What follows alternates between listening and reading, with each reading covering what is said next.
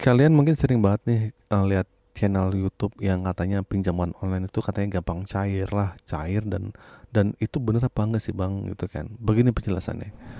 Assalamualaikum warahmatullahi wabarakatuh. Balik lagi di channel Sekelas Pinjol. Channel ini akan membahas masalah seputar aplikasi pinjaman online dan permasalahan gagal bayar.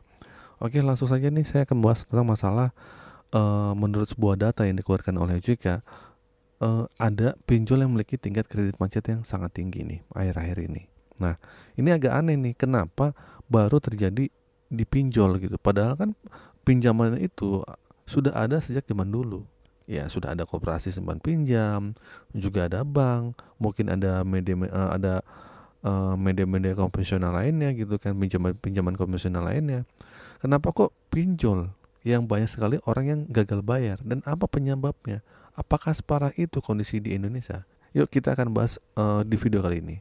Nah, buat teman-teman pasti tahu lah ya, pinjol itu terkenal katanya sih gampang cair, mudah cair.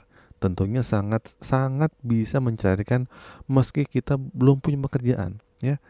Meskipun kita ada utang, meskipun slik ojek kita bermasalah. Nah, sebenarnya secara aturan OJK nggak boleh. Tapi kenapa kok ada oknum-oknum nakal di pinjol yang mau melakukan hal tersebut dan bisa mencarikan uang? Padahal mereka mungkin sebenarnya tahu kalau misalnya ini dikasih uangnya, dicarikan uangnya, maka akan otomatis membuat orang-orang ini akan gagal bayar atau mungkin nggak bisa bayar hutang tersebut.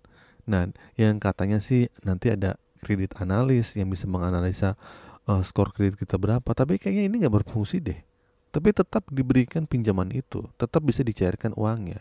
Bahkan umur kita masih belasan tahun, 19, bahkan 18, bisa aja dicairin, ya.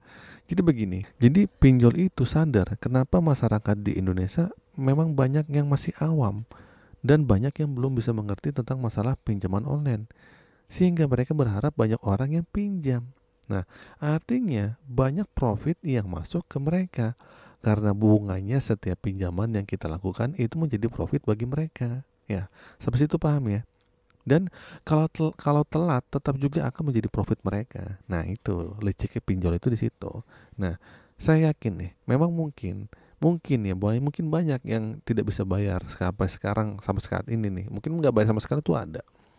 Pasti ada juga yang mungkin telat 2 hari, 3 hari, yang mungkin ada dendanya mungkin 10.000 sekian lah gitu kan per harinya gitu. Nah, itu kan tetap menjadi uang dan menjadi profit mereka. Jadi kadang banyak pinjol juga yang mungkin dalam tanda kutip itu agak nakal, pengennya cari profit aja doang, ya. Nah, itulah mereka dengan sengaja meminjam uangnya, ya. Sekarang tinggal mereka kuat-kuatan mental kepada teman-teman deh yang gagal bayar tuh gimana. Siapa yang lebih kuat mentalnya, itu yang diuntungkan. Mengingat hal tersebut, maka nggak heran ya banyak yang pinjol-pinjol nakal itu terus memberikan atau mencarikan pinjamannya, ya. Karena semakin banyak yang cairin, karena dia juga semakin untung. Ya, ya mungkin mereka berharap ya kalau misalnya orang-orang di daerah-daerah, orang-orang desa-desa itu gampang ditakuti, diancam atau diteror. Sehingga mau nggak mau mereka juga harus misalnya jual aset gitu kan. Terus akhirnya mereka bingung. Nah, ini jadi masalah gitu. Nah, akhirnya mungkin itu terbukti lah dan itu berhasil. Kalau nggak ya nggak mungkin mereka nggak sampai beroperasi sampai saat ini dong pinjol-pinjolnya nih. Meskipun tingkat gagal bayarnya sangat tinggi, ya akhirnya pinjol itu tetap tetap ada kan. Mungkin dia berpikir ada orang-orang yang bisa ditakuti seperti ini. Ya nggak heran ya kemarin ada beberapa pinjaman online yang tingkat gagal bayar itu di bawah 80%. Ya bahkan ada yang mau bangkrut. Ya baik itu dari sisi pinjolnya maupun dari masyarakat yang mengajukan pinjaman. Tentu saja ini bukan berkaitan dengan bunga denda atau selain sebagainya.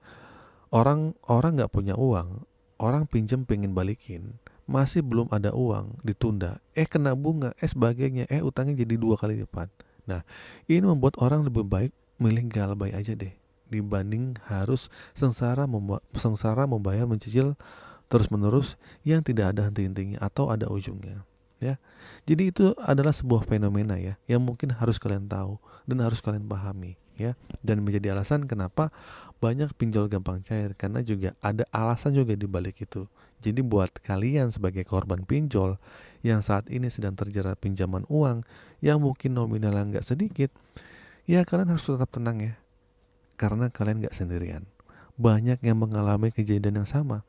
Tapi dengan kesalahan-kesalahan tersebut, kalian bisa evaluasi untuk bisa berhenti mengajukan pinjaman online di suatu saat nanti jika masalahnya sudah beres. Ingat ya, semua ini berawal dari banyak masyarakat yang membutuhkan dan juga banyak yang aplikasi pinjol yang hanya ingin mementingkan keuntungan saja untuk meraup penghasilan. Jadi, dan ujung-ujungnya banyak kejadian yang tidak kita harapkan sampai terjadi di masyarakat Indonesia. Saya cuma bilang nih, kita harus cerdas terkait pinjaman online ya. Oke, itu saja teman-teman video kali ini. Semoga video ini bermanfaat. Akhir kata, assalamualaikum warahmatullahi wabarakatuh.